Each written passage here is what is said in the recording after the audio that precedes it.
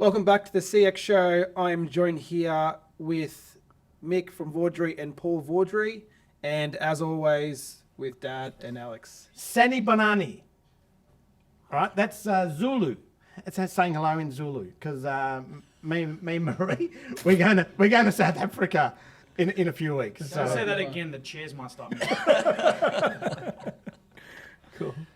How about, let's start off with, tell us about Vawdrey, who you are, what you do, how long you've been going for. There you go. Right. We started in 1974. What had happened, I was a plumber welder by trade, and I had a car accident, a pretty major one, and I broke my back. And I was told, you'll never walk again, and take a job that you can, if you've got to go to hospital, which it'll happen regularly, they'll put up with it. So I went and started answering. I got offered a job back plumbing and welding, estimating, and with a big company, and I don't think they would have put up with. I thought I was going to be in and out of hospital, and what happened then, I used to always work two jobs. I'd always had two jobs all my life. And I drove tow trucks of the night. And the guy that was had the tow trucks started off building truck bodies. And he said, I'll give you a job answering the phones and doing all that. So that's how I got into that side of the industry. And how old were you at the time, Mick? 24. 24. And we worked there for, I don't know, about 6 months, and they were doing everything wrong. I couldn't see. They wouldn't have made any money, so I tried to change everything, and in the end he said, you better manage it. So I ended up managing it. We built it up from 5 people to 65 people, and I thought, and we made a fair bit of money, and I thought, well, this is a little bit silly. You've done it for him, why don't you do it for yourself? Hence, I started up, and really didn't look backwards. We went on for. We started on little truck bodies, and then we got bigger and bigger and bigger, and eventually we went into semi-trailers and stopped building truck bodies. And You had a bit of a windfall though, didn't you? At the time, the Burn was a big rigid bodybuilder, and they won the Tip Top break contract, and they were dealing with Tip Top, and the trucks of choice were Ford Traders, and this was for Australia-wide. So Tip Top were the biggest bread producer in Australia, and Dad sort of built this relationship with these blokes, and they came to him and said, well, how about we start you up in your business? They were shareholders, silent shareholders, and we'll get you going. You can call it whatever you want, Vawdrey, and when the time's right and we've got a nice return and you're comfortable, and you can buy us out. And that's how it started. that's basically how it worked. Yeah. So, and they were a big Tip Top Bakery, is that Big right? Top. No, it wasn't them. It was the people who were involved with it and that. So Yeah, okay. Because I don't suppose they want a transport company, do they? They just sold, they just got bought out. Like last week I just saw they it. really weren't interested in it. And I honestly think they just wanted to give me a kick along. And they knew I didn't have any money, so they. Yeah. But Again, do they want a transport company? That's good. Okay. Yeah, that is good. So what year was that, Mick? What was that?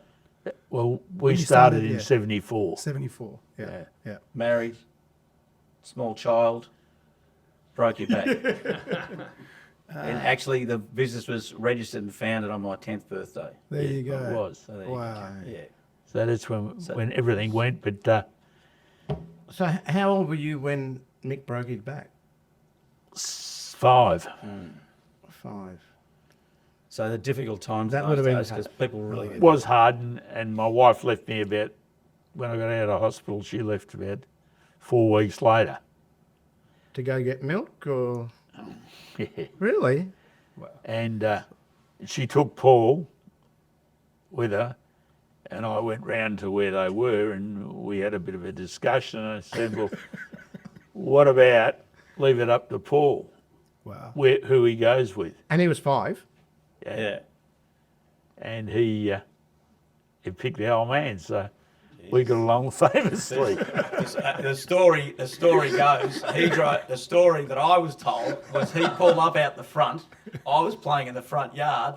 He yelled out, Paul, jump in. Dad, it's Dad, come on, and I went and jumped in the car and I never went back. There you go. It wasn't quite like that. Everybody else was there. But Dad raised me. There was the two of us. That's all. Wow. The two of us together. We have some good stories about. And I wouldn't have been able to do a lot that I did do because Paul, even though he was 5, he was pretty forward for that. He used to do the shopping. I had to be. Yeah. It was only the two of us. We didn't have any money. We lived in a block of flats, and we were struggling. We lived on the Peen Highway in Cheltenham, in a block of flats. So every bit of money I had behind me we blew because I was 6 months in hospital. So you had to keep the family and everything else for 6 So were you in a months. wheelchair that time? Yeah. Yeah. Yeah. Just checking. So Yeah. wheelchair, I know, it's hard to believe Kid that. at 5 and still running your own business. wow. I was pretty lucky. We had neighbours next door, in a unit next door, and I used to go to work pretty early every morning. They used to get Paul ready because they had a son the same age as him, Yeah, okay. and you'd go to school and he'd come back there.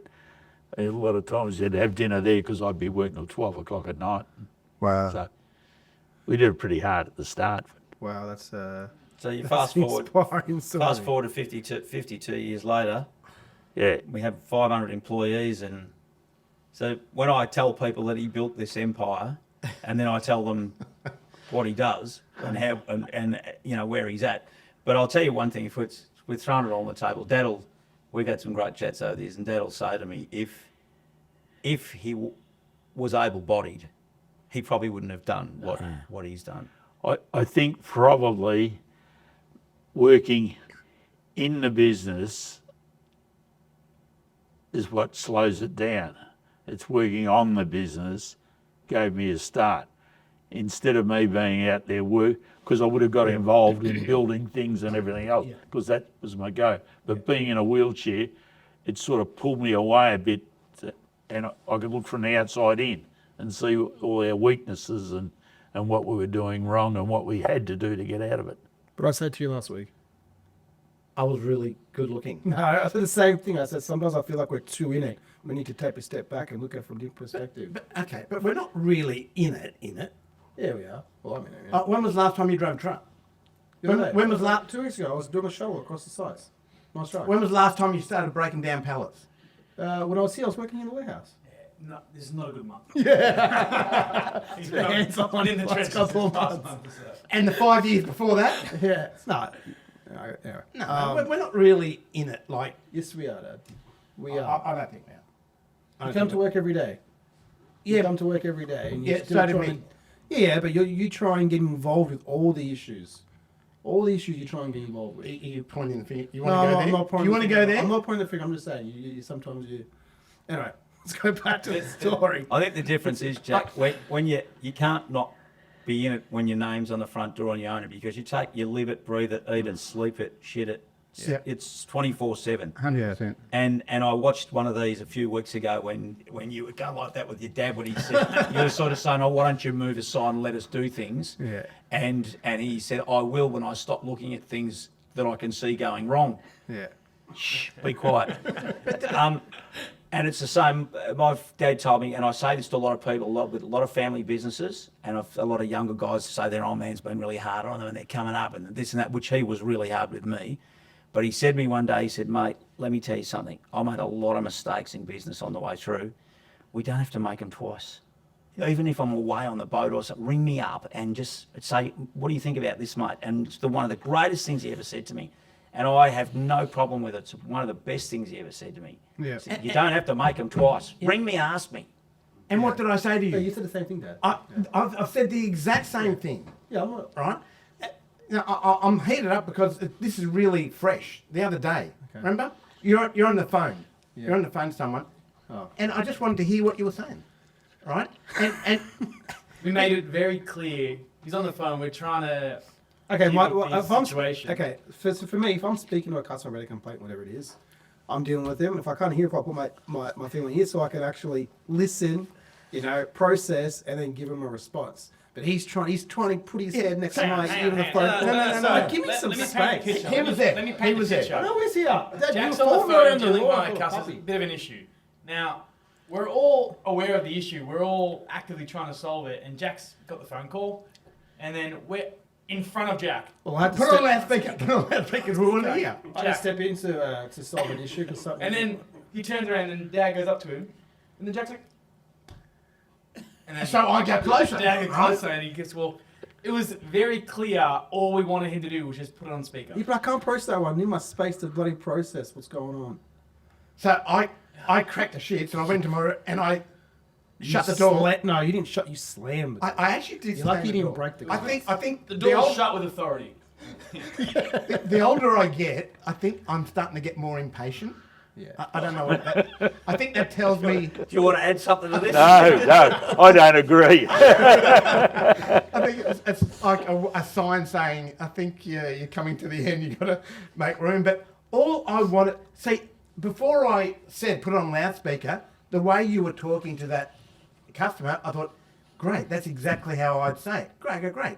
And then I want to hear, because I wanted to be able to say to you, you do it really well, but then I can't hear what they're saying. You just asked me after the No, conversation. I want to hear then and there because you might forget things or No, you just got to say, trust that. Dad, I've got this. Don't worry about it. Right? You should already know that. Getting information out of you, Jack's like squeezing milk from a rock. You're not getting shit.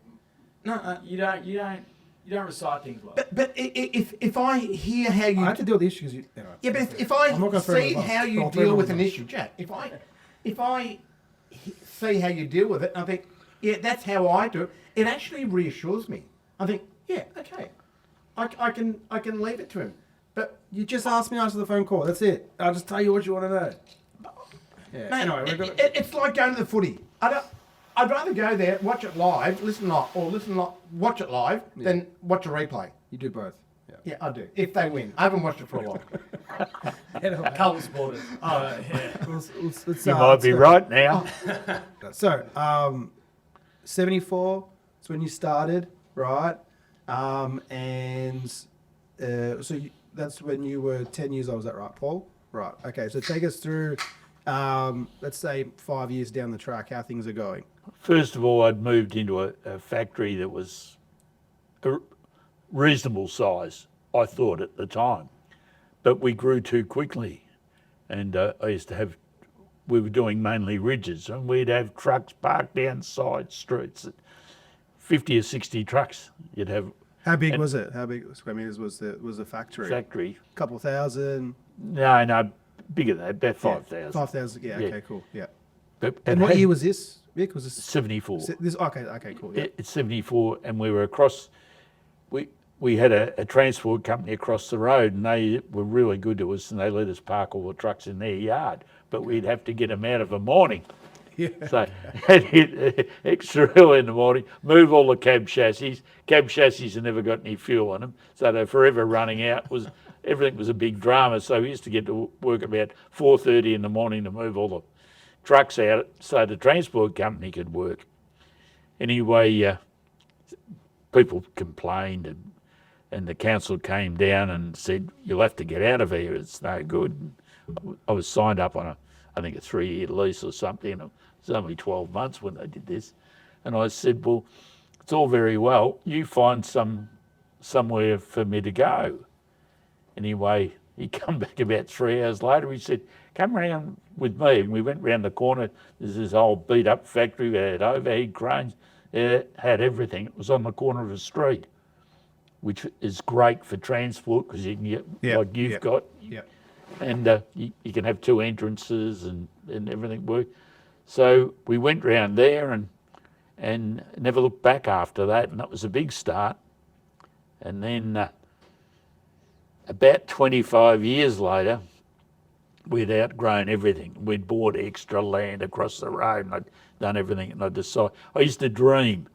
I'd go home at night and I'd dream about a new factory. So then I'd draw it up, and then I'd have all these brilliant ideas. In the middle of the night, you wake up with all these ideas. So I had an old recorder. I'd wake up and talk into it because otherwise you'd forget about it by the next morning and you'd forget half your good I do the ideas. same thing. I say, Siri, take a note. And then I just tell it and then I go back to it later. So I do all that. So in the end, I put it all together and we drew it all up. We had all underground airlines and power, and because with overhead cranes and that, you can't get the power in because of the cranes.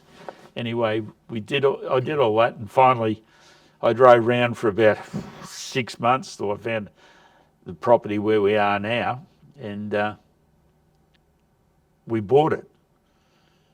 And I bought the old place, and I ended up, but I really needed to sell that to afford it. Anyway, we had trouble selling it, and then I got the new factory all built. Hang on, just go back. Let's backtrack a bit. So we're in Dandenong South, Yep. and there's nothing there. Nothing. There's one building you can see, and you can see it about half a kilometre away, and it was where NP distribution used to be, Canning Cane Road, and Pelicanos basically owned all the land around there, and that was the first place that they built. And if you know what's out where we are now, it's completely built up, but there was nothing there, absolutely nothing. So this is him, great vision. This was his bag. He was But it was 22 minutes from the tunnel, Okay. and where we were. But at least you could negatively gear that back then, yeah? We could, yes, until yesterday, or 2 days ago. So what year was this? What year was this? 25 years ago, 25 years ago. Yeah. Okay. Good. approximately 25 Yeah. years ago. So we Probably 27. It took a couple of years it to seemed build. like yesterday. Yeah. And so we got it all built and everything, and then we're setting the factory up because no money's coming in. We've spent nearly everything setting it up, and then the bank stepped in and said, "That's it. Close it. You're going to have to sell the place." So I've been panic stations, and I said, "Can't you give me a couple of months?" "No, we can't. And then the bloke that used to do the finance on the trailers said to me, he said, "There's one way you'll," I was crying. He said, "There's one way you'll beat this." And I said, "What's that?" He said, "Auction your banking." Auction your banking. Yes, auction the bank. So we your portfolio. Is that what he's talking about? So we put it up, and we put it out figures by 2 months. So it'll give me 2 months and all the rest. Anyway, the first person that put in a quote for it all and everything else, was the loans and everything they had to take over. The first person was the mob that wanted to sell us up. And I thought, well, that's two different arms. Like one's trying to sell you up and one's looking for new business. I've never heard of this. Is it something you can still do today? I believe so. There's no reason why you couldn't. I believe so. Anyway, we got 2 months out of that. Can you just repeat it? Like, Explain what it is. just explain it. So, you're You just put it's like business. You put your business up. You auction up your portfolio for another bank to quote on. This is all your transactions that you do. This is that yeah, right? yeah. Yeah. You put what you own and what you owe and everything else up. You go to market and say to them, "This is what we've got. We need finance. We want to merge with somebody. We want to get together with a lender. Who wants it? Here it is on the table." The problem is with the NAB or ANZ, whoever it was at the time. NAB it was. You got one arm trying to wind you up, and the other arm trying to sell their finance to you as well. So, and a lot of times they don't.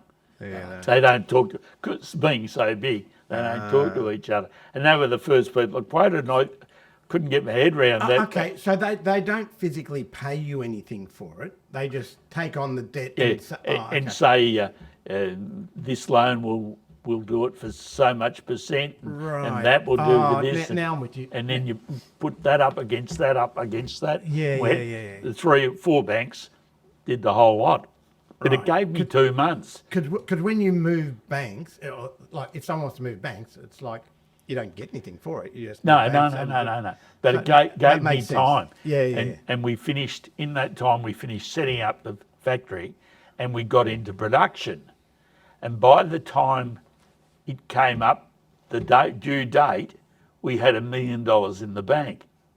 Okay. And things weren't looking so bad. So everybody wanted it. And ANZ won it. I wouldn't have gone to NAB after that anyway. But, the ANZ won it, so we went ANZ, and I never looked back after that. But that was the rockiest period. It was all doom and gloom. Yeah.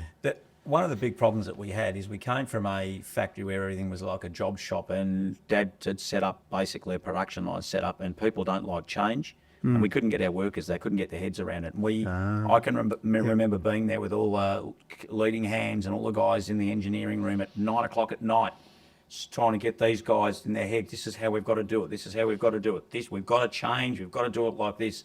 And eventually they clicked, and it clicked into gear. We had the work. Yeah. We just couldn't Couldn't make get it money. out. We couldn't get it out. And then eventually he just kept drumming it into them. Also, a lot of things fell. Well, I don't know whether they fall that way or you make it. My accountant was a Chinese background, and his brother was second in charge of the immigration In Australia. In Okay. Australia. Okay. So I talked to him about getting people from overseas to come in, and being Chinese descent, I'm Chinese. Yeah. Anyway, they gave me a trial run on the 457 visa, and that was I was the first person, and they said, we'll give you one bang at it and just see how it goes, and we'll check on you for 6 months, and if it's all right, we'll let it going. Yeah. So we brought in 30 Chinese welders, Yeah. and I had set up a school in at the factory, and they did tests over there. I sent 2 guys over there for the tests, and we photographed, because they all looked the same. So we took photos, and I don't know why my head just went to Pauline Hanson just then. I don't know why, but it did. anyway, they women and everything turned up and did welding tests, Okay. and they're all pretty good at the welding test. Anyway, we employed 30 odd blokes, and we brought them over in 2 ways, 15, and the next month we brought in 15. And the deal was we had to pay them $50 more than any of our Australian tradesmen, so you would employ an Australian before. Okay. We're going back a fair Oh, while. wow. So 25 years, so you'd 2003 it was. And we also knew that they were going to we were going to have people coming for us, right? And so we made sure at one stage, when this thing started gaining momentum, we needed to house them. So we had to set up infrastructure for them. We had to set up communication. We had to get Chinese HR people in within our business to be able to communicate with them. We had to house them somewhere. He came to me one day and said, why don't we go and buy 15 or 20 houses around the Dandenong area? And I said, great idea. And then I thought, this isn't a great idea at all. Well, they're going to, when it happens and when it breaks, we're going to be, and it did, and I'll tell you that story in a second. Yeah. People are going to come to us and say, you're paying them a bowl of rice, Yeah, you're not yeah. paying them, you're not looking after them, you're prospering because you've got them in houses, you know, blah, blah, blah, blah, blah. So we did, we went to real estate agents, we got houses set up, we furnished them. Yeah. We had 3 or 4 of them in each house, and they paid their rent and covered all that sort of stuff as well. Yeah. But I'll tell you, I woke up one morning. Anyway, this started happening, and we got it on a roll. We were the first ones to do it, and we had a lot of them there. We had a lot of trouble at the And start. the unions, The were trying- TV were the worst. So can I ask a question? So if you got to pay them more than Australian people, why would you? You couldn't get Australians. Okay, so Nobody wanted to work. This is and why they we sti- did. And they still don't want to work. We've got So in 2003, we've still got 130 Chinese, 140 Chinese nationals. Wow. We've got a melting pot of ethnicity, Okay. and it's grown our business, and our When did business you survived because of it. When did you start to realise that you When you started couldn't get struggling workers. forward? Yeah. And what was that? Yeah, but was that like around 2000? Is that right? Yes. Okay. And we had to find first of all, I set up a school, a big school, and then we got about 35 or 40 apprentices. Yeah. And rather than have the apprentices going to the school was at work. And I Yeah, set up, okay. we had a practice side of it with welders and everything else. And then we had a theory room. And they all started.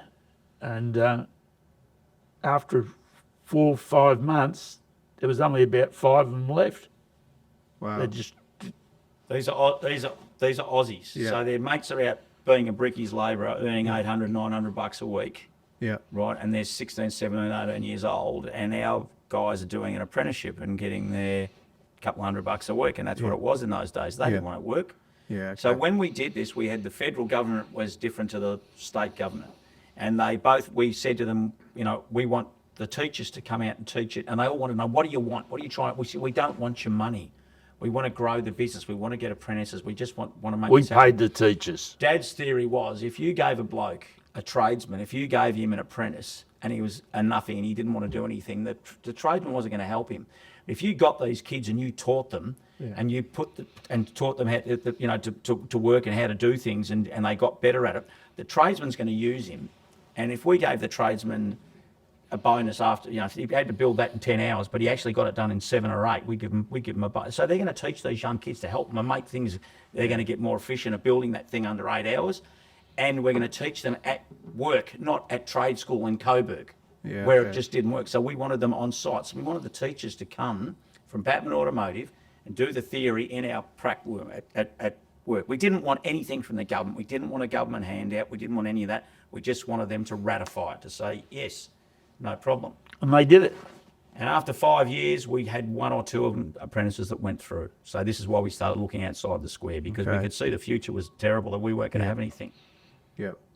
Fast track forward, we got them here. We had a lot of push bikes riding up and down the streets, like 40, 50, 60, 70, 80, We had a compound.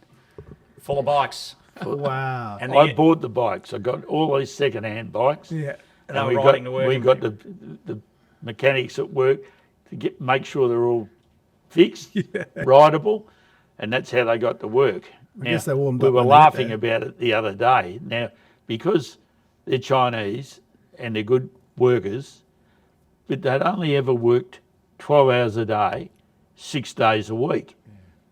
And in 2003, they used to get equivalent to $20 for that. Wow. So when they started working for us, they wanted to work They loved 12 us. hours a day, and they wanted to work 6 days a week. So we paid them their overtime, and they're all well over $1,000 a week We had to tell back them then, and it was we had to tell them to go home, turn the welders off. just turn the power off. Turn It's the the only welders way you could get them to go home. Turn the And power they off. Have they got any relatives? they were very much like Europeans, where they looked a lot of their money they sent back to look after their families. Yeah. They used to send the cash back. I actually like the Chinese, their work ethic. Absolutely. Their work ethic is second to none. Brilliant, brilliant. It's like how the Italians and everybody used to be in yesteryear. They come over here and work their butts off and make things happen. Yeah. But now everybody's got Aussie eyes and don't want to work. We found a bloke hiding in our car park over the road with a camera. One boy, and the guys grabbed him and turfed him out of the joint. I woke up, I'll never forget this, I woke up 5:30, 6 o'clock one morning. Alarm went off on the radio. Vawdrey semi-trailers in Dandenong, employing Asian, taking our jobs, rah, rah, rah, rah, rah. This was the headline news. So the phone rings, it's him. He gets into work before me, he rings me, he says, "Fuck, mate, we've got a problem." I said, "What's the problem?" He said, "Every out broadcast unit, Channel 9, Channel 7, Channel ABC, The whole the lot. vans are out the front with their aerials up. They're sitting out the front of work, and they're all there. They wanted interviews. And they wanted interviews." And he says to me, because I've always done the marketing and all that sort of stuff, and he says to me, I'm driving down, I can tell you, I'm driving down the highway past VFL Park. Yeah. And he says, "What are you going to say? What are you going to say?" I said, "I'm not going to say a bloody word, mate." He You says, are. He says, "What do you mean?" I said, "You're going to fucking do it all." I said, "You're a bloke that broke his back when he was 24. You built this bloody empire. You're as Aussie as they come. And when we pay them there," and I rang up the boys and said, "Make sure you get all their wages, get everything, so you can lay it there and give it all to the press. Give it to them about the housings, about everything that we're doing. There was nothing more than we wanted. Was just their work for them to work for us. So we covered our bums like that. So we did interviews with every one of them, and every one of them, bar in those days, current affair, were the only ones that was all good. But as soon as it got to current affair that night, they just turned the whole thing around. But every one of them was. He said to what them, I did, "You be fair with me, and I'll be straight with you." yeah, When we did the interviews. What I did, I said, I'll tell you what, anybody that's listening to this interview that's an Aussie and wants a job and can weld, I said, tell them to come down, we'll give you a welding test and I'll employ you. Not one person. I had about 30 phone calls from people abusing me and saying they'll be down shortly. Not one person Yeah, turned but they were up. too busy filling out their dole forms. That's why they couldn't But make we it down had there. death threats. We had our receptionists with first in the tears every twice a week. There's someone to ring up and say, we're going to come down and kill the Vawdreys, the two of us. Oh, we were taking Australians' jobs. The unions come in The unions every. are really, really. The getting unions us. were great. They came down and they came down and they brought Chinese interpreters and everything else. And they were really good because as soon as they mentioned money, Chinese don't want to spend money. They eat rice. They don't do anything. They said, what? We pay? And I said, well, this is okay. You can join the union. But of course, you've got to get union money. So you're roughly $20 a week less. All this was about. This has been a bit of a visionary as well, because we couldn't get Aussies to work. They didn't want to work. Think about why would you want to, as a business, pay people more if you could get people Get the locals to do it. live around the corner. And that was the whole 457 visa, because his brother organised it all. He was second. He took it on himself and he said, if you do this, that'll exempt anybody. You pay $50 a week more. Yeah. No one could touch us because they couldn't prove anything. They couldn't say you were doing this and you're Cheapskating them and doing everything else. Because you've given them a bowl of rice and some of the stuff that was said to us, text to us. People were starting to put stuff because computers are out. Well, it was online. The stuff that we were getting death threats and against the two of us. But we brought, and the funniest part about it, we brought them all over here and then ran them through the school to make sure they welded, because I'm a welder by trade. I wanted every weld how I wanted it. Yeah. So they weren't allowed to weren't allowed to touch a trailer till their welds were as good as I wanted. So what Dad was saying before was we would send two of our workers over to China and they would have an agency set up. And you can imagine you've got 40 people doing a weld, and so we had to take photos of them because in 3 months, whenever it came to, you couldn't remember them, and that's the joke about they all look the same. But it's true, we didn't know. So they would do a welding test for the boys, and we'd take their details and everything, and then so the 457s were a lot different then because they had to stay with us, they had to work for us. Yeah, that was it. Yeah.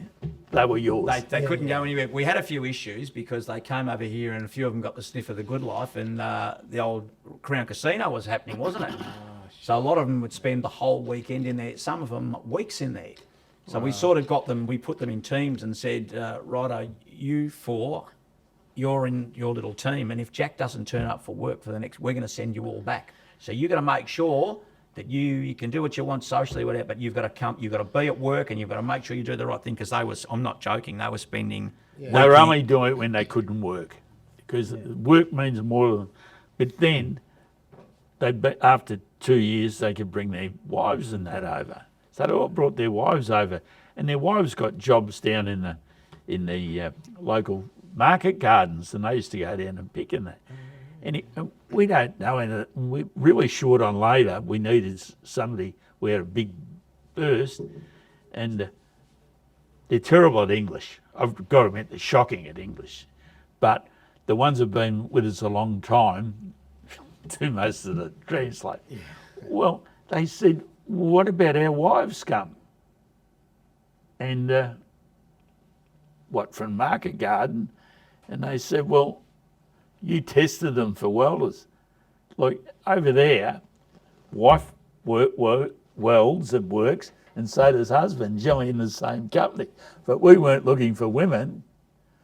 But now we've got 38 or 40 women welders, and they do all our small parts, and they are beautiful welders, clean, every bit as good as the blokes, but they can't lift things Yeah, is yeah, heavy, yeah. so we have them on small parts, and it gives us our, how you got to have so many women work for you. We brought that up too, so But, it but helped. in those days, so then we had to go and find schools. So we had to get schools involved because they wanted to have families. And then we've even got We somewhere had to that do got their kids working shopping for and us. everything, which was pretty good because Springvale's got a huge amount of Chinese. True. And Maxi-Trans tried to copy us up in Ballarat. But the thing about that, why it didn't work up there, because the locals were all prejudiced. They didn't mix with them at the schools, they didn't shopping centre, nobody talked to them, and it worked hard there. And that's why it failed. And we had the Chinese from Maxi-Trans at Ballarat applying for jobs with us. And that was the first of swapping.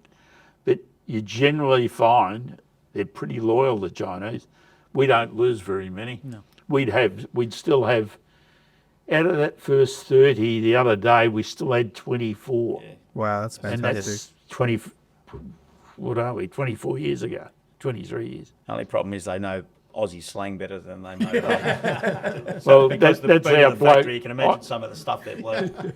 I forgot one thing. When we got an English teacher, and we thought we'd throw this in. This was all part of the 457. So we had a classroom there that we had for the apprentices and that, and all the Chinese used to go in. And the English teachers were all females. And of course the Aussie blokes outside were mixing with the Chinese, telling the Chinese, what's your ask them about the vagina and ask them about this. And, Factory workers, Oh, winding them up. You can imagine some of the stuff they were well, up with. they're all giving notice. All the teachers are giving notice. Oh, they couldn't handle it. In the end, that went out the back door, and so their English is still shit house, but they get along with it. But the original blokes help with they're better than the new blokes. But if you go down, if you walk through that factory and went and interviewed them and stuff, I can tell you something that happened 2 weeks ago. The federal police turned up on our door and grabbed, do you know this? Grabbed our HR manager, grabbed our business manager, said, we want to go and interview 3 people from the factory. We've heard that you guys are underpaying, that we want to see your wages, we want to sell this. We were as clean as a whistle. They came back in and said, you blokes have a family here, don't you? All the workers that they grabbed them random, said, this is the best place we've ever worked. This is a family working here. And it's true. It is absolutely true. This was only 2 weeks ago. Wow. Federal police just turned up at the front door, said, this is what we're doing. This is what we want. We've heard this. So it works. And I remember watching one of these podcasts and you were interviewing one of your customers and we're talking about culture and he didn't believe in culture. That was Peter Try. Wanted to argue with you. He said, that's all bullshit. Peter Try, yeah. Culture is the reason, and that's been his number one thing. Culture is the biggest thing in business that I've learned. And if you don't have the right culture, Culture and quality. in whatever you do, but culture is such a huge thing in business. Huge thing in business. And they all work as a team. The guys all work as a team. Like Brett on sales, he mixes with production. The production blokes come. So if he wants something in a hurry and does something, he snivels around and gets it done. Yeah. And they all work in together, the whole lot. Generally, there's a demark on sales, on this and this. Well, it doesn't happen at work. And when the Chinese have a party now, they've turned real Aussie. Yeah. They have crayfish, they have prawns, they have oysters, they have a concrete tub out there full of beer and that, and they ask No special fried rice. What's going on? no rice at all, and they invite Aussie Chinese. they invite the Aussies around. You know, you said they all look alike. They reckon we all look alike. I know. Round eyes. We're round eyes. You know. It's amazing. After you work with them for a long while, they look different. They do. You know them. You know each from each. But at the start, I couldn't tell one from the other. And when they first started, I make a point of shaking hands with everybody, but they got to look you in the eye. And the first 15, I went out there, and they all look at the ground. Yeah. And no. Yeah, Look, eyes. to them it's a sign of respect. Yes. Yeah, it is. Well, anyway, we went, and you know, every time I go out in the factory, those same blokes always come over, shake hands with me and look me straight in the eye. To this day, that happens. Yeah. Yeah. We wouldn't be here today as still is. It's not many Australian manufacturers No, around there's these days not. in anything.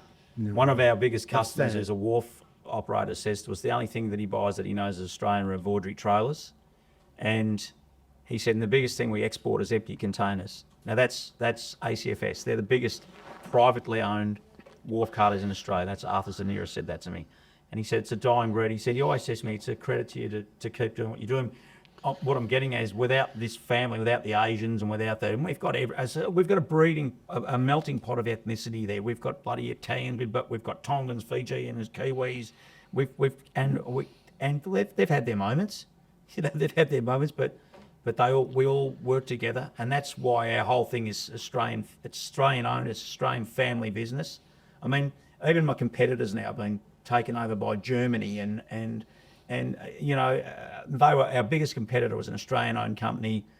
It's now owned by the Germans. There's just no one out there that wants to do what we're doing, and we're proud of what we do and we love it. And I think if we didn't have that culture and those guys are behind us, we wouldn't have the business. How do you continue to have that culture?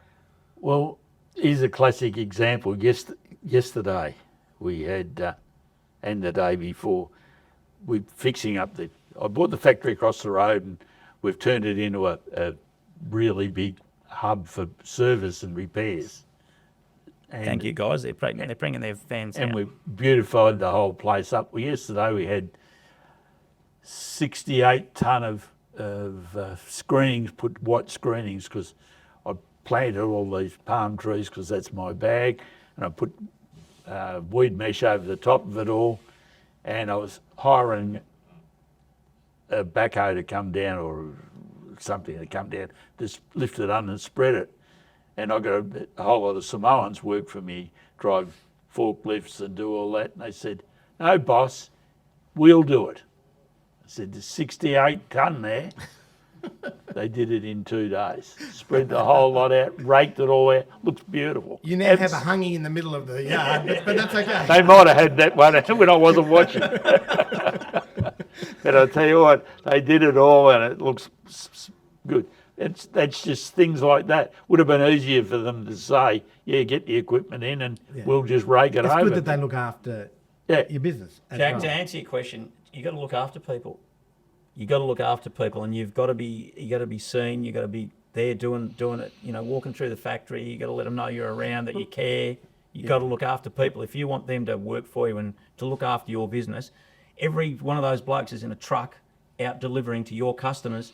You can't control what he does out there, and he's got your name all over the. You've got, you know, it's tough. It's hard. What you guys do is incredibly hard. Yeah.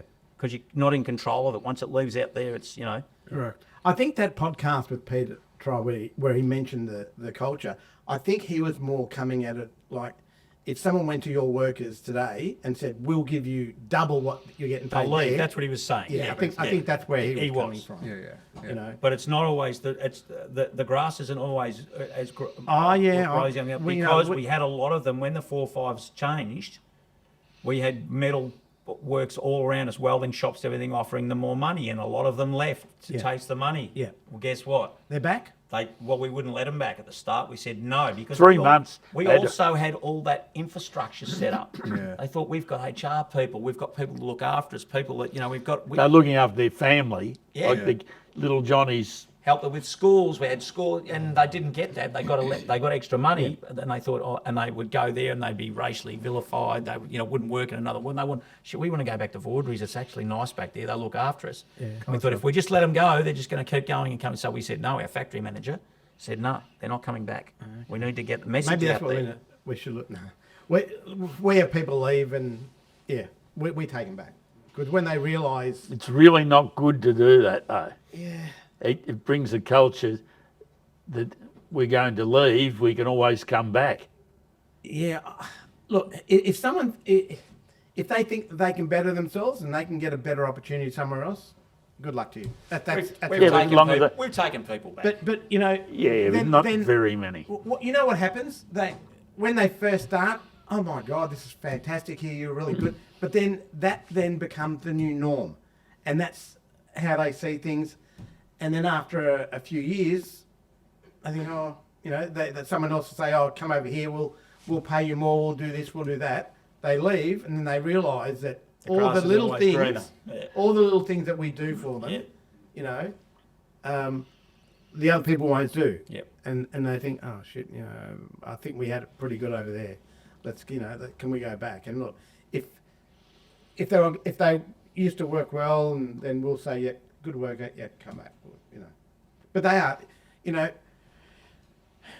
people say, "Why do you employ Indian drivers?" Yeah. Well, we don't put an ad in the paper saying only Indian drivers. No. We put an ad at whoever wants to work. For a come and person, work. yeah. Absolutely. But the only people that are applying for the driving jobs are... This industry would be history without the Indians. Yep. It'd be history. You took Yep. them all out of the trucks now, and we wouldn't have a transport industry. Yep. That's stop. Yep. Because they want to work. They're And workers. everyone bags them. And look, there are some that are really... I don't know how to get licenses, some Yep. people, but... Yep. And it sort of like tarnishes the 98% that are Yep. really good drivers, good workers, But everyone has accidents. We've had one of our Australian drivers, been fantastic for us in the last few weeks. I don't know what's happened. He's got some personal stuff at home, but he's backed into a barricade here. He's had like two or three little Mental blanks, I reckon.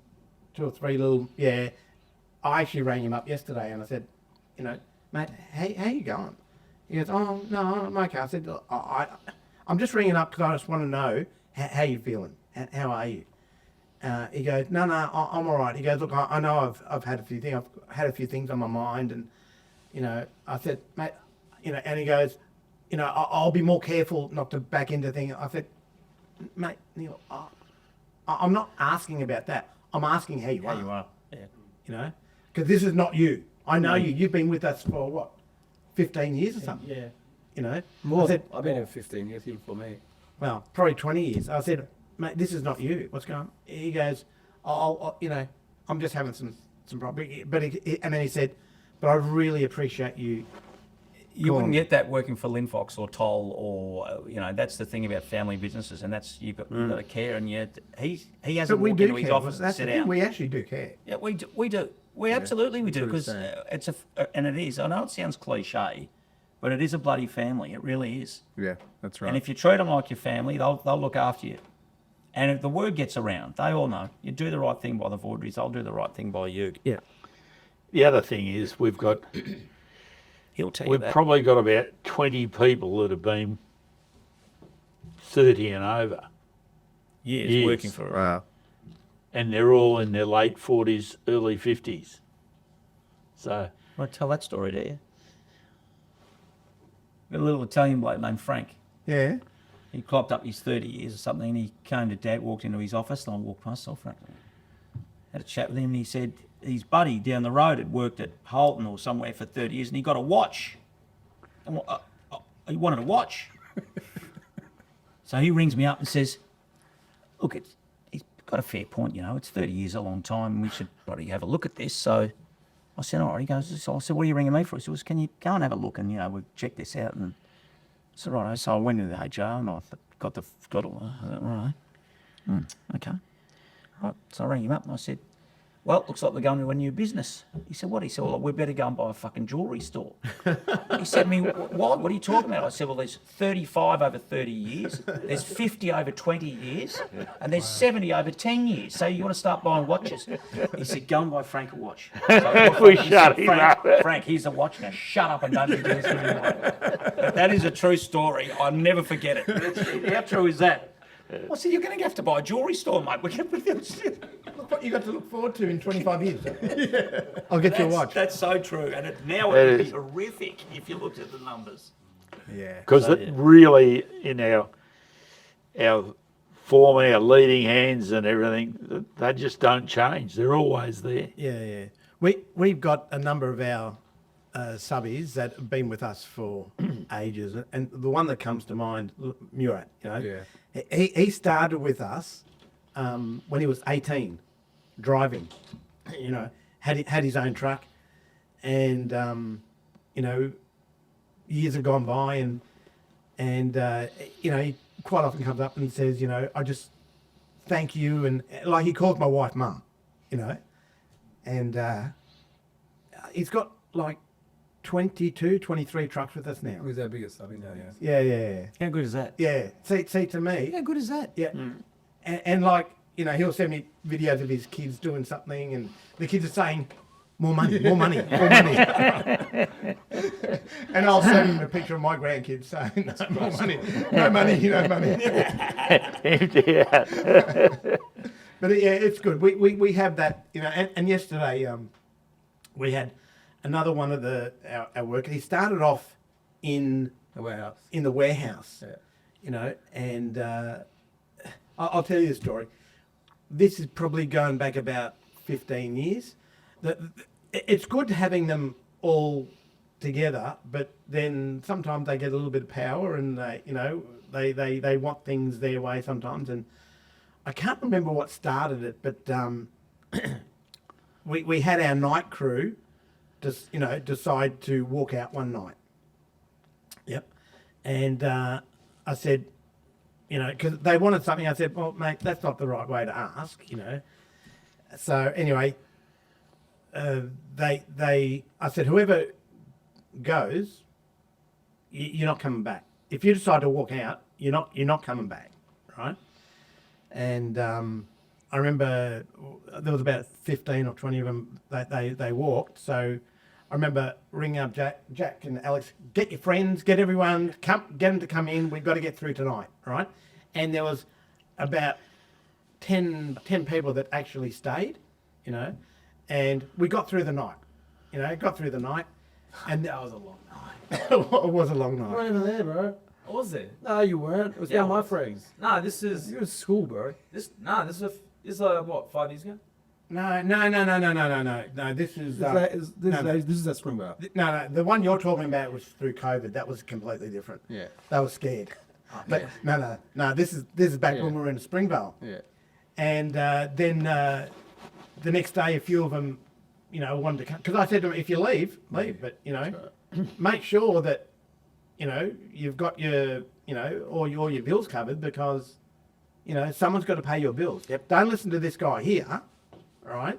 Unless he's going to pay your bills, all right? So anyway, the next day, some of them wanted to come back, and we said, well, no, you can't. You left yesterday. That's it, all right?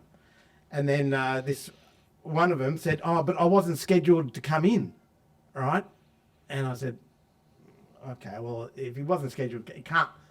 Just because he wasn't here yesterday, it's not his fault because he wasn't scheduled to come here, you know. And anyway, we took him back, and the fact that he just came over and he hugged me and said, thank you. He ended up like then running the floor. It was about 12 years ago. Yeah, he was running our floor and dispatch and everything, and yeah, he was really good, you know, because he would be like the communicator between us and everyone Other else on the guys. floor. And then a couple of years back, Johnny goes, I don't want to leave, but I just can't do, because he was doing night shift. He goes, I just can't do night shift anymore. You know, I've got a young family, my boy, you know. And when we'd have a work do, you know, everyone would come and the boys would come and I see the little kids growing up, right? Yeah. And I remember saying to him, what do you want to be when you grow up? He goes, I want to be a doctor, all right, the little kid. And every time I see this guy, I said, how's the doctor going? No, he's going really good. I think he's about 10 now or 15 or something. Yeah, he's 14. 14. Yeah. So anyway, he said, I just can't do it anymore. I've got to, you know, I want to be there for my family at night. I said, all right. Yeah, night shift is hard. Yeah, so I said, okay, well, he goes, but I don't want to leave. I don't want to leave you. Is there something, you know, can I put a truck on or something? I said, if you want to put a truck on, I'm more than happy for you to put a truck on, you know. And so we let him put a truck on and another truck, and he's got, what, 10? Yeah. He's got, there you go. He's got 10 trucks with us now, you know. But it's for me, it's good that, you know, they want to stay, you know. They want to stay. And when we have our, you know, functions at the end of the year, you know, people come up to me and say, everything we got is because of you guys. Now to me, that's, you can't put a price on that stuff. Yeah. We don't really grow out, like our subbies, the numbers, you know, we may get a new subby maybe once every 5 years. That we just grow with the ones that we got. So as we grow, they grow. How many subbies here? We got 16. Yeah. Some got some in that 16. And how many trucks? Some, How many trucks is that? Some of them, There represents about 140 trucks. Okay. But they might have 20, they might have 10, they've got trucks. 6. We got about a 40 ourselves, but about 100 trucks. But some in there's some owner drivers, and then there's some that got 2 or 3, and then there's some that have got like 10 or 20 that make up that sort of man. So, over the years, as you grow a little bit, it's just one at a time. All of a sudden, you look back over a couple of years and they've got 5 or 10 or whatever it is, and anyways, 140 is a big number. Yeah. That's well, we've got about 180. If you count the promenaders and trailers, but you just put them as a set for all 40, yeah. So we've been growing organically strong for the last 8 years. Like when we moved into this site, the site next door, our main cross-dock site, that just put us on the map a bit. It allowed us to work more efficient, could we had more space, and then it's just sort of you get a couple of good customers a year, and you just slowly grow. And then for our business, there's other divisions that you can bolt on. You can bolt on cold storage, you can bolt on some interstate, you can bolt on that. So over the last 2 years, we've done that. So there's been a bit of growth there as well. How long have you been here? Is it 2 years ago we came here? Because there was nothing in this. You walked us through and you're racking it. Oh, that 2 years ago? Yeah, that's right. So 24 we settled. We moved in here Jan 25th operating. Okay. So We're almost full, but we've had to slow down, progressively getting work because we kind of run out of room to operate. It's one thing to have the racking there, but it's another to actually do, Well, this site was a good test for us to say, okay, we run our cross-dock business. We've got 2,000 pallets there, right, that we store over there. We do a bit of storage. But can we run a second site? Can we run our own cold storage site? So, and this site operates different to over that site. You've got a lot of floor space, right, to break things down.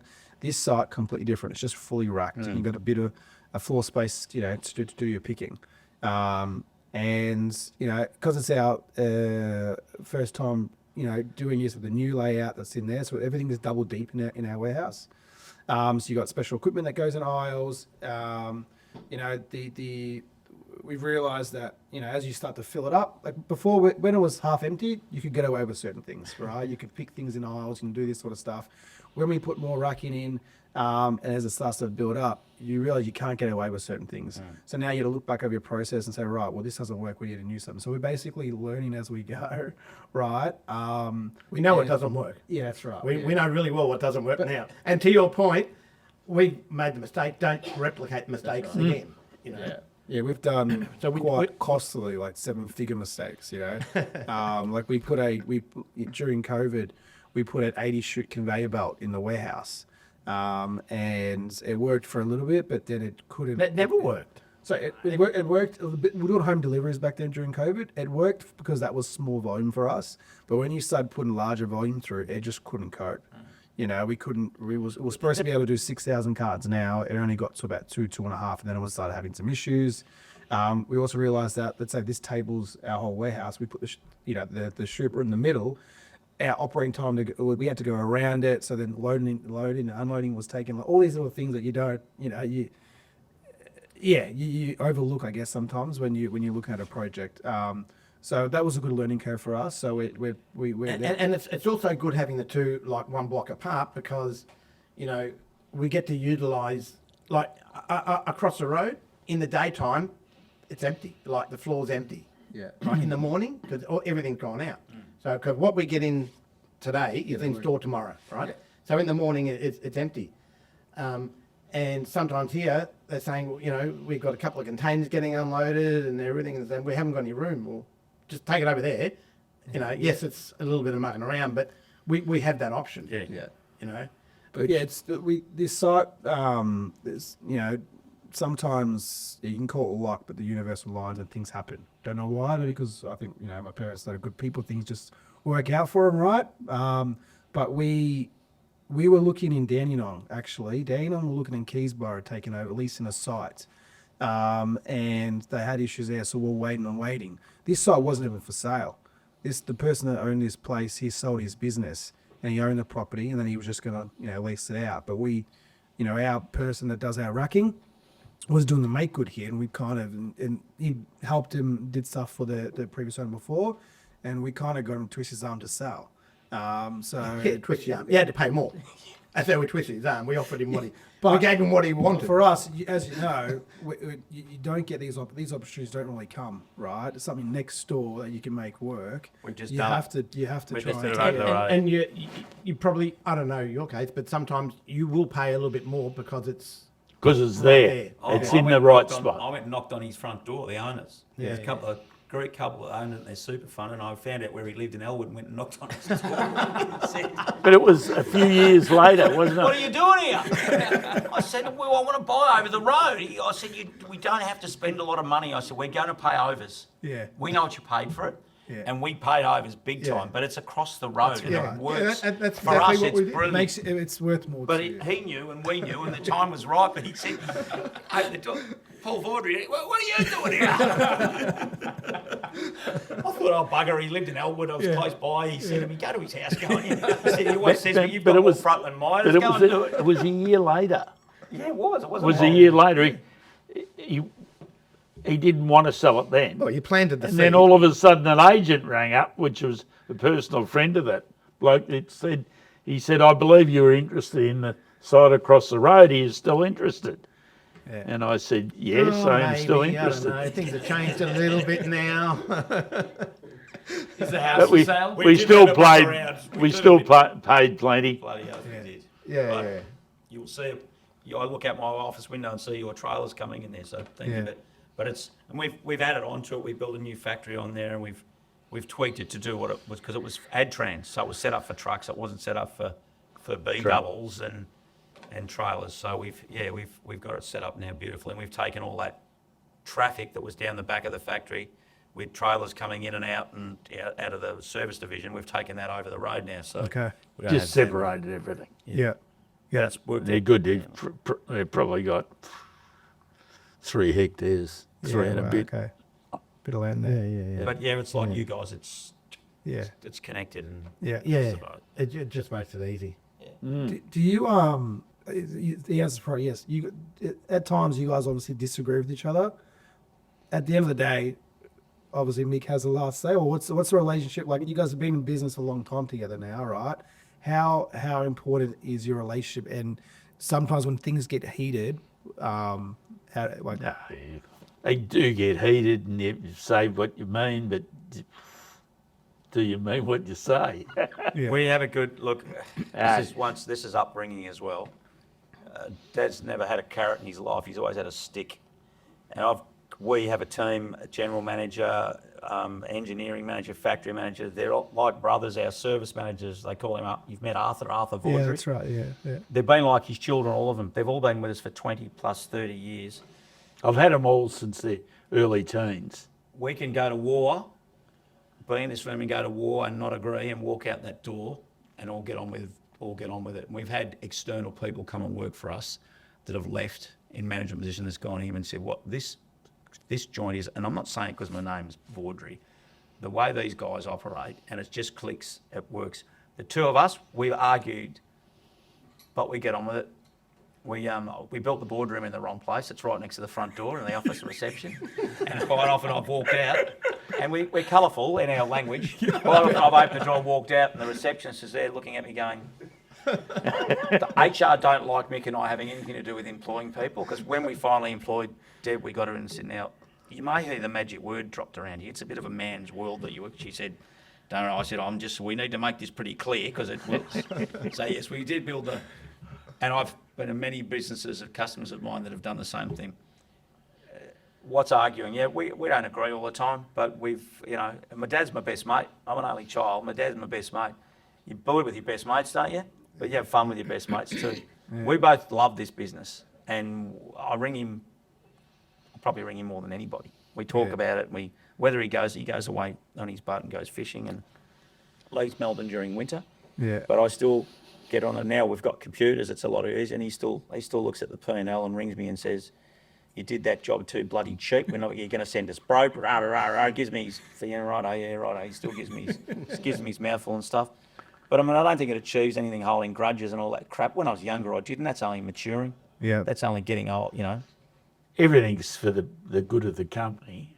And when you realise that it's not a personal thing, it's for the good of the company. And when I have a blue with them, it's always because something hasn't turned out right, and you've got to get to the bottom. It's either been discounted too far, and we've lost money on it, or there's too many hours gone into it, which is the factory side of it. You've got to work out. And we go through every single trailer, every job that goes through. We do a job card, we cost it out, make sure that where it is. If it was too cheap, we lost money, next time. We have allowed hours, we have a material cost, so we know every job that we build, we know what it costs us to build it. But we have an overhead recovery element built in there, obviously. Yeah. But, and he's not always right, but most of the time. How many times, and how old are you, Jack? 31. There's going to be, I'm double your age, there's going to be a lot of times where you're going to look back and go, he wasn't such a silly old bastard after all. And I'm it's still happened- waiting for that realisation to hit. I'm telling you, it's happened to me. It doesn't come back to you, the problem is. It has happened to me a lot though, but I'm not there with it now. He doesn't tell you though. You never get your right. I know when we're about to start arguing because he goes, Dad, I love you, but, and then he'll go. But that's And that's his way of saying, well, like he knows when he says that, I feel like I have to calm down a bit, and then he'll go. he hasn't got as much fire in his belly as he used to have. And that's only I feel like it's the opposite with Dad. And the older he gets, he said before, he gets more fired up. Before you were calm, now you're just... No, I was calm, and I know that. I feel it within myself. Like, I remember we got 3 brand new trucks delivered when there's probably 20 years ago, to a site like from Patterson Cheney, just small ridges. I think it was 3/8. They came down and they parked them inside our warehouse because back then it was tiny and we used to drive in. Anyway, we had a driver, I said, there's a new truck, just take it out. Just go park it just outside. So he jumps in, goes out, and I hear, he scraped the side, as he was going out the door, he scraped the whole side of the truck. It's not even half an hour old, right? And I'm looking at it, and I go, no, okay, yeah. And the guy's looking at me and goes, do you know what just happened? I said, yeah. No, I don't think you understand what just happened. He just scraped the whole side of the truck. I said, yeah, I know. He goes, you don't look upset. I said, it's not going to change anything, right? That was me back then. Now I'd want to jump in and grab the dog and rip him out of the bloody thing and say, hey, look what you did. How did you do that? Well, look, check your mirrors. But I don't know. Why is that? I don't know. It's more the line now. Nick was the opposite. I don't know. I've just gotten like more, you should know this. You should do this. I don't know. I think maybe it's just time to put the cue in the rack. I don't know. I don't know why. I just take things more personally now. Maybe because I've got more debt now. I don't know. I don't know what it is. But That might help. So there's other trailer players in the market. What separates you guys apart from them? Obviously, you guys do your own manufacturing, but what else? We believe, I believe quality is the answer to everything. And I still check trailers. I still go and look at trailers that have been built because that's where we come from. We weren't so good, and then we keep going and going and going. And anything I can see that we can advantage, or the boys come in and say, what about you do this, do that? Look into it. Go through everything. It's just all about quality. Number one is quality. I'll tell you a story, Jack. I've been banging on bunker freight lines with one of the biggest line haul operators in Australia for years. They were the biggest. And I've been banging on their door and banging on it for years and years and years. And they finally decided to give me a go at building some trailers. We built some drop deck MES trailers. Many years ago. And the rear walls cracked in a couple of them. So I said, well, you need to get them back. It happens. These things move anyway. You need to get them back. So Dad being Dad in those days said, yeah, righto. And Mike Luke was the general manager of operations, said, I need those trailers back tomorrow. They've got to go to Perth. and they brought the trailers out, and he rang up Mick, or Mick rang him up and said, "You're not getting them back." He said, "I need them back," and they got pretty heated. And he said, "Why? Why aren't?" Because he said, "Because I'm going to cut the rear walls off and put the new walls on them. I know what we did wrong. We had to put a gusset there, or da-da-da." Anyway, we put new walls on them, complete new walls. Yeah. And Ron Bunker found this out, and he said, "No one does that." I said, "Well, that's how we do it. That's what we do." And what I'm getting at is, when we build you a trailer, we're never going to be the cheapest, and we never have been the cheapest. But when something goes wrong with a trailer, whether it's 2 or 3 or 4 years down there, we don't go, "Oh, well, your warranty ran out yesterday." We fix it. We have a really good philosophy. We just get the trailers back on the road, and then if we need to go to war, we've never gone to war with our customers over who did what or why it happened. We'll deal with that. Number then. one, it's got to be back on the road. You guys aren't happy if your trailers are parked out there, not with It's full not of making money while it's Get them back on the road. in our factory, and we're arguing who's going to pay. We look after so our fix it customers. first, and then discuss how. Yeah. Anyone will tell you that because our And names on it. people remember that. names on it, and that's Because people also remember the bad things, right? Oh, they Now- always course remember they the do. bad Now, worse than the good. and this is going back over 30 years now. Probably about 35 years ago, I had another, before Cold Express, I had another small transport business, really small. And I got a couple of 30-foot trays made by a guy called Paul, right? Prestige. Yep. Paul Williams. Can't remember his second name. Yep. And they were cheap. So I got him, he gave me a quote. I said, "Oh, yeah, that's right." So I got these specialised things, and I thought, oh, well, he did the right thing with the tray. Then when I started Cold Express, I still had these trucks, right? And I thought, I'm going to convert them. I want to put refrigerated bodies on them, right? So I started asking around, and he came to me and goes, "Oh, I've got exactly what you want. I've got these two. They're one's a little bit low, right? The other ones, they were 8 pallets. One's a bit low. They were a specialised job for someone, and they're not going through with it. But we've already kind of built it." I said, "Oh, okay." And we just got a hospital job which needed a lower truck. I thought, that's perfect, right?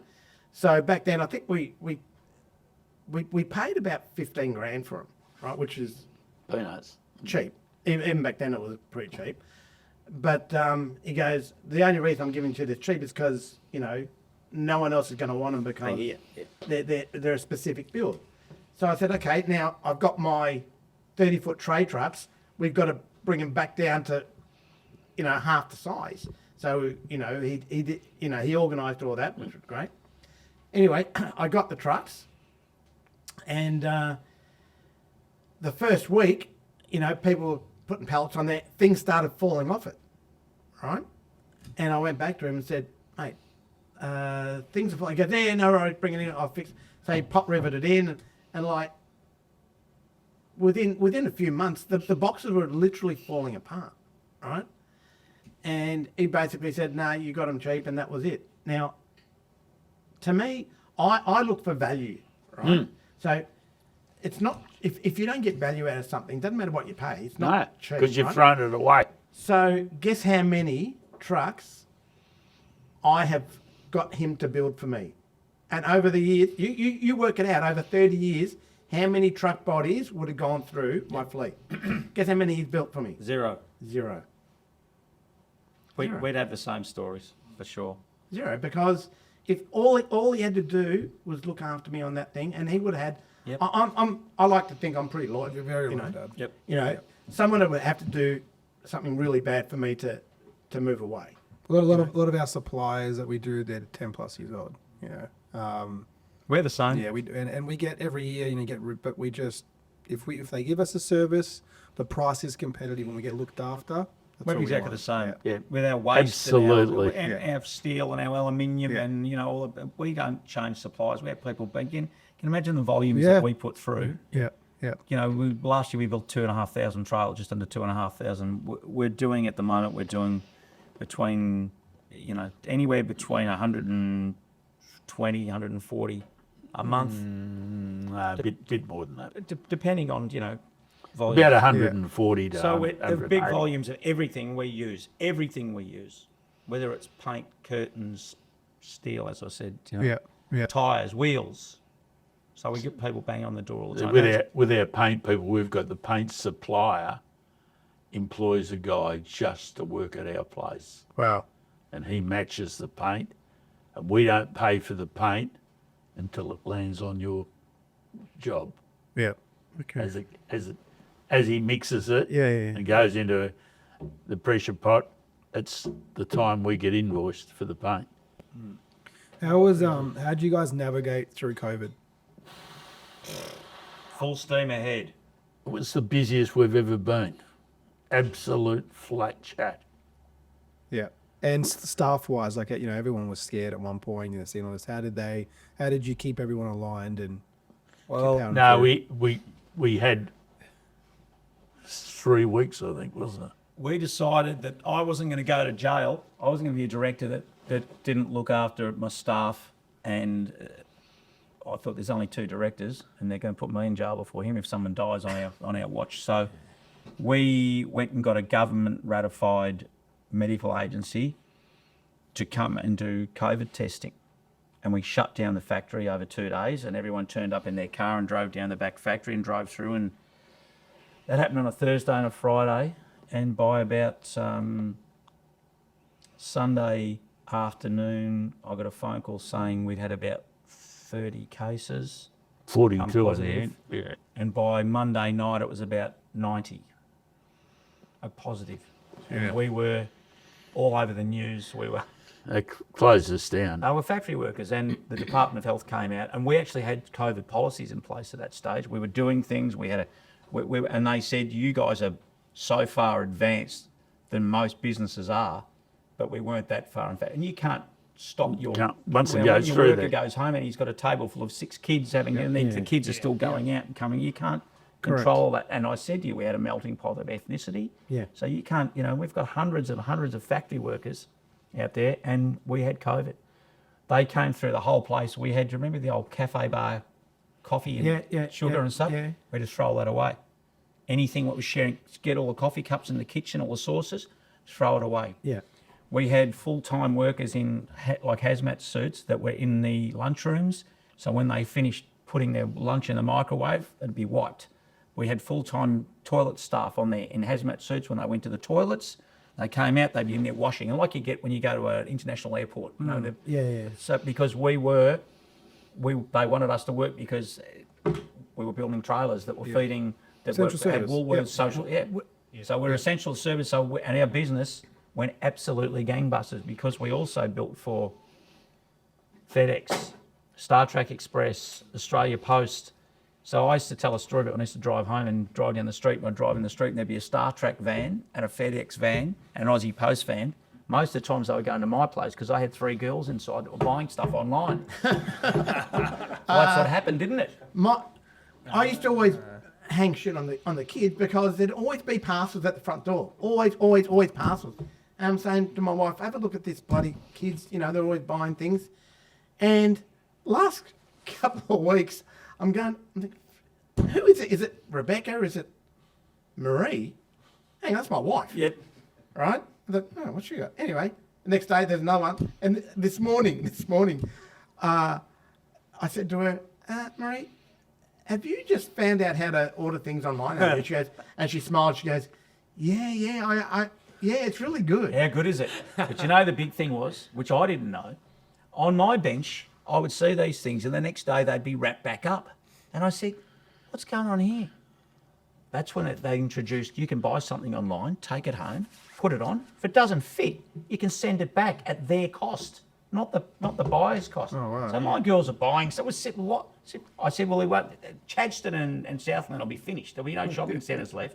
And that's when that online, but that's true, that's when the online, so I in still other like words, our going. I business- still like going to a store and Of trying. course, Yeah, me too. of course, old school, you do. But online shopping went gangbusters, as you know. Yeah. Well, our business went gangbusters, Yeah, We were that's booked right. out for 3 years Wow. in advance. billing thousands a year. Well, we're in essential service as well, right? So when COVID first hit, that the first week we just went bang straight up. We couldn't keep up with the demand.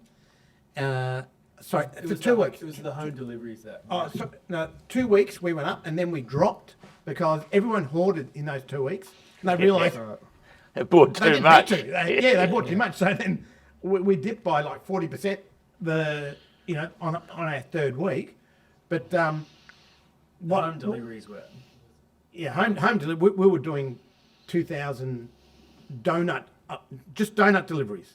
Yeah. Just donut We deliveries picked up the per contract day. for Daniel's Donuts. Per and we're doing day. all that into, Wow. 2,000 per Wow. day. yeah, it was. So the only ones that really got affected in transport were anyone that was involved in retail, which we had a lot of our customers were retail, were retail, and their businesses went, wow. Yeah. But anyone that was involved in food or grog or, it just went The hard, parcels. went through the roof. I'm No, thinking, the hang on. restaurants and food service got hit.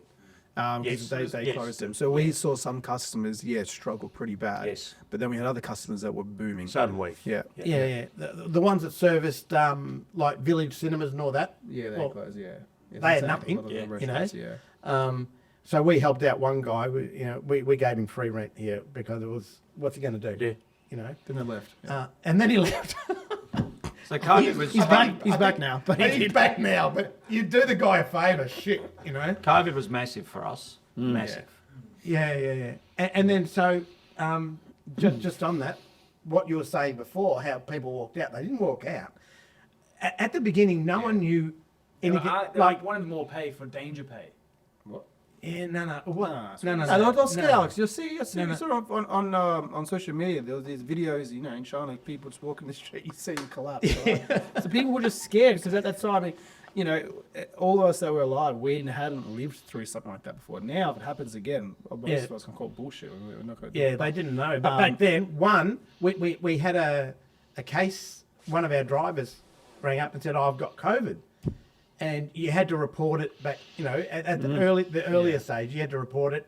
And I thought, shit, because I'd heard of some of our customers, they were shutting them down for a week, right? And I thought, we can't afford to be shut down for a week. I said, and we've got to report this. I said, okay, let's do all the contact tracing. So this driver here, he went into one room down there. He went into our little dispatch office. I said, what else did he do? Did he go in the factory? No.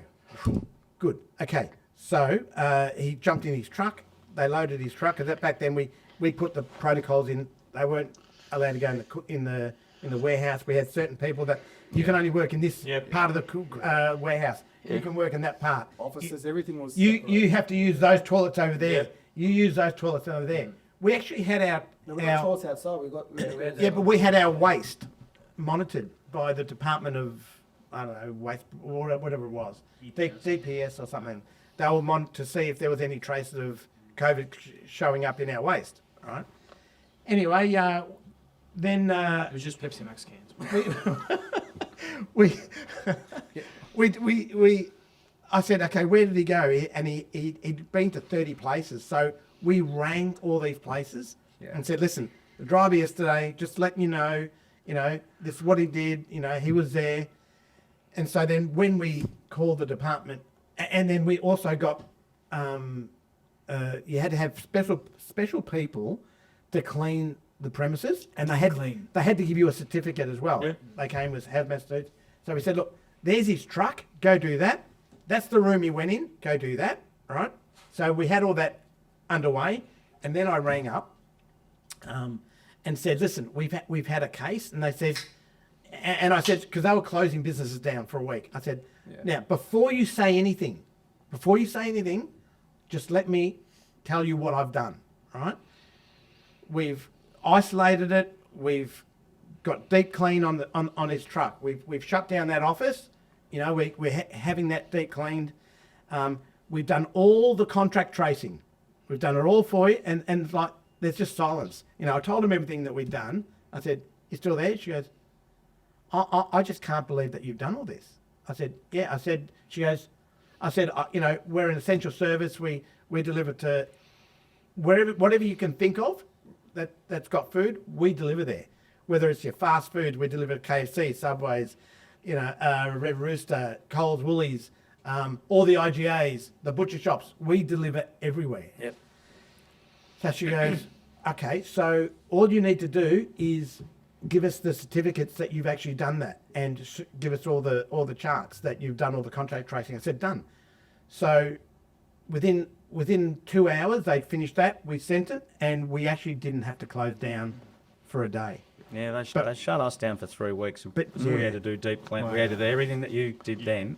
Yeah. And we had about half a dozen guys that weren't on site when it all came through. So they lived in the western suburbs, a few of them worked in them. So they came in. There was about 6 guys that were just booking out trailers and just they really go. So we all went away and just had to sit there and do our time. Yeah. Yeah. So yeah, I just remembered.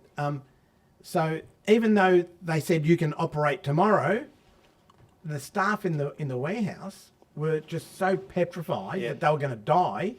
They said, "Oh, we're not coming in tomorrow." Yep. And I'm saying, hang on. No, everything's good. This guy didn't. No. They're too scared. They're too No, they scared. weren't coming tomorrow. Because it was night time. They wanted to leave, That night, yeah. and they did. They The did. thing is, the driver didn't go into the wet. He just backed on the dock. It was no communication. He just got loaded from. Yeah. So the day staff were coming in, but nothing had been broken down. So we actually couldn't really do the delivery because nothing had been organised for the trucks. So we rang our customers, and said, look, this is what's happened. And they said, look, can you just get these ones here out? Don't worry about you can do the other ones tomorrow, but we need these done. People were scared. We didn't know. They We were. knew, and everyone was freaking out that we're all going to die. and They our, were dying, and our illustrious premier. leader, Freaking hell. that locked us all down. Well, there was all in those aged care places, but all the people were dying. Should have pushed him down those Because we were stairs delivering more to hard, aged care. I mean, the good thing is we were wanting to get our customers knew it, so there was no and as we'll flat chat, because you guys will flat chat, that our customers were accepting that deliveries were going to be later because of volumes of all of a sudden spiked. We had some of our meat wholesalers actually sell out of meat, and these are big players, right? Because people were stocking up and doing that, but.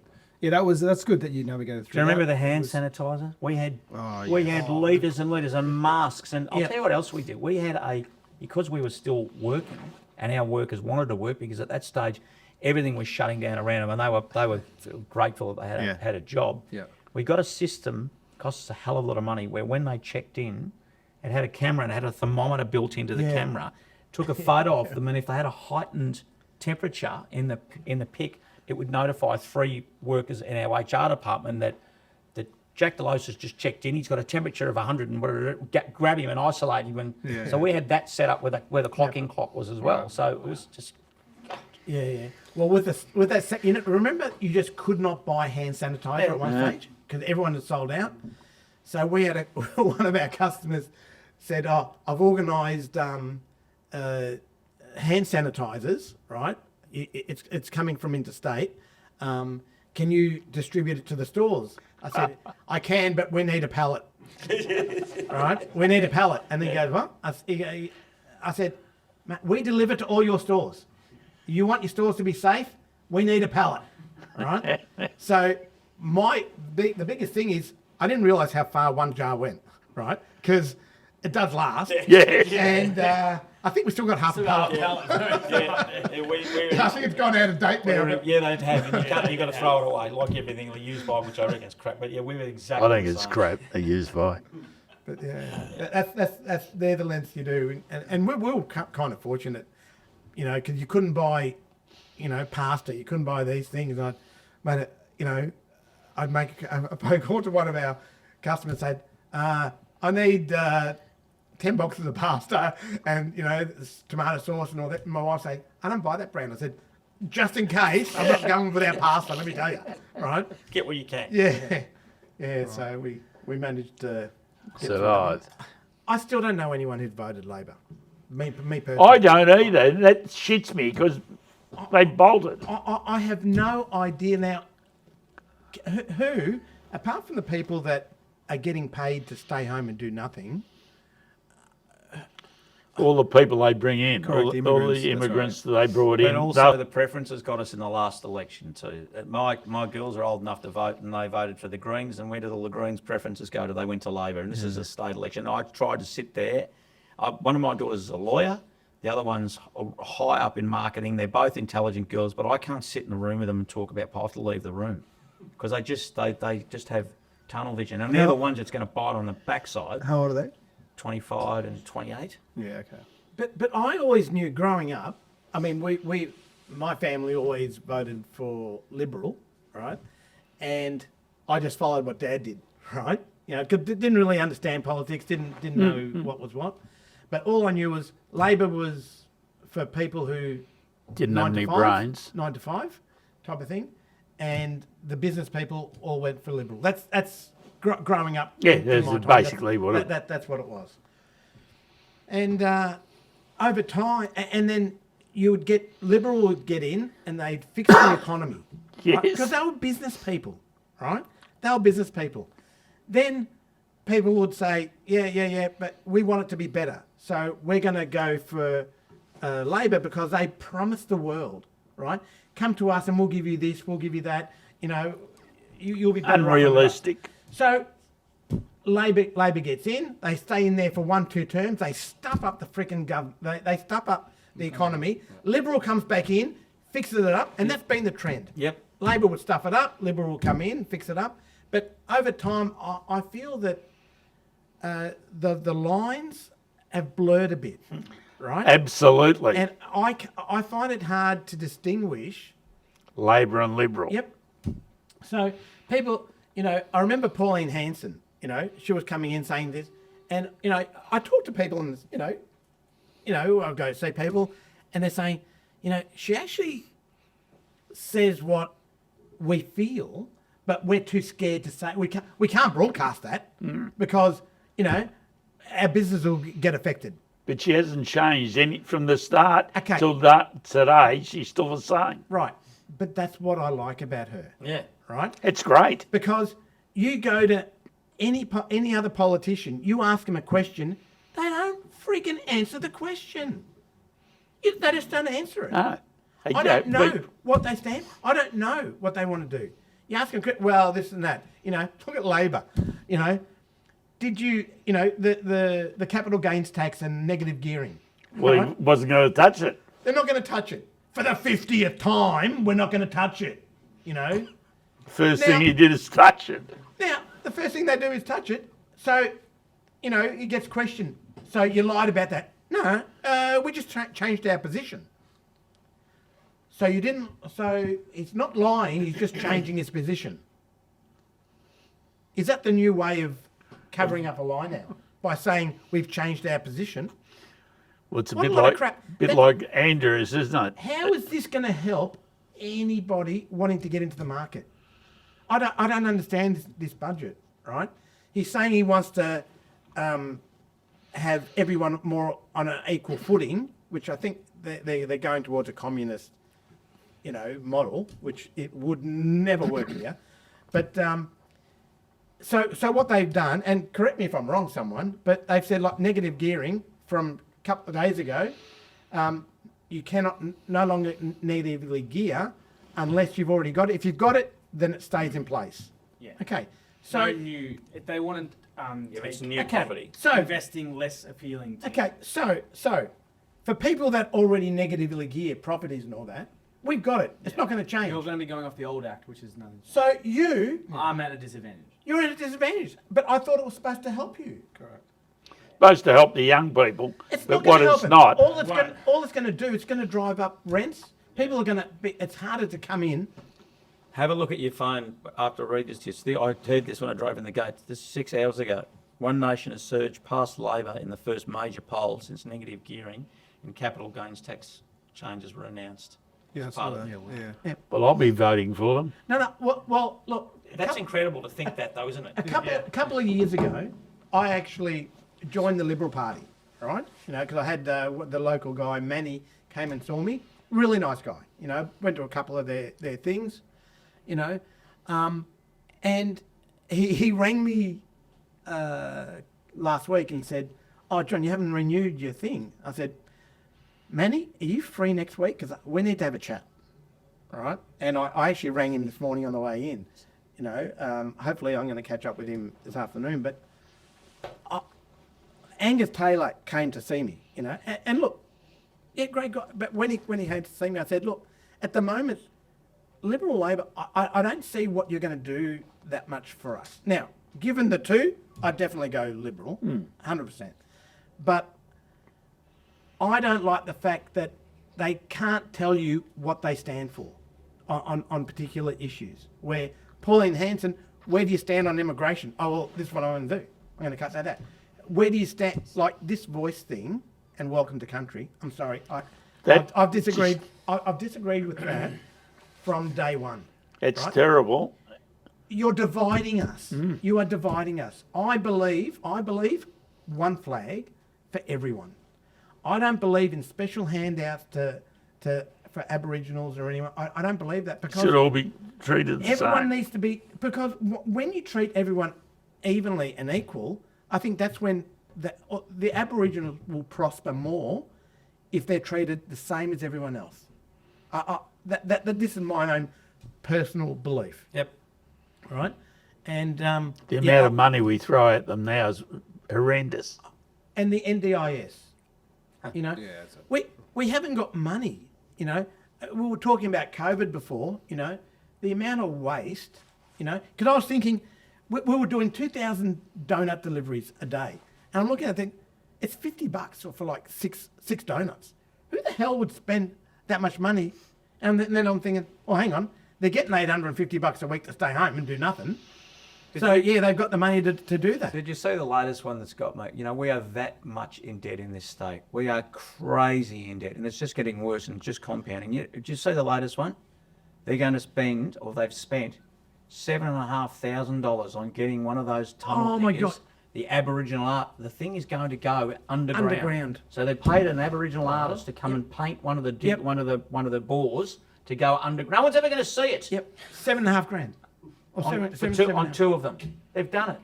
It's $15,000. They put Aboriginal, and they're all there, and just sitting there going, "Oh, look at this! Isn't it fantastic?" So it's going to go underground. And you know what happens when it's finished? They bury it underground. They leave them. They don't bring them back out. They've done it. Wow. How stupid. The problem is you need someone who has run a business Yep. to be in charge of the country and run it as a business. And until that happens, our standard of living is going to keep going down and down and down. Most of these boffins are straight out of uni. They twist things to suit their narrative. You know, they're saying, "Oh, you know, we're better than we ever have been before we came before that." Sorry, they're saying the nation is better now than when we took over. What a load of shit! What, That's the greatest load of crap I've ever heard. how are they comparing? What are they comparing? We're heading towards $1 trillion. Yeah. $1 trillion. Yeah. $1 trillion in debt. But most of these people will be they will just be looked after for the rest of their life, mate. They'll just drift off into the night. They'll have cars. They will have. Well, look at the property that our Prime Minister's got now, and he had nothing when he came in. Yeah. I think I'm going to end it there. Thank you guys for coming in, Mick, Paul. It was great to have you on. Really enjoyed your origin story. And thank you guys for tuning in. Alex, thank you. Keep up to date with our socials, and we will see you next time. Thanks.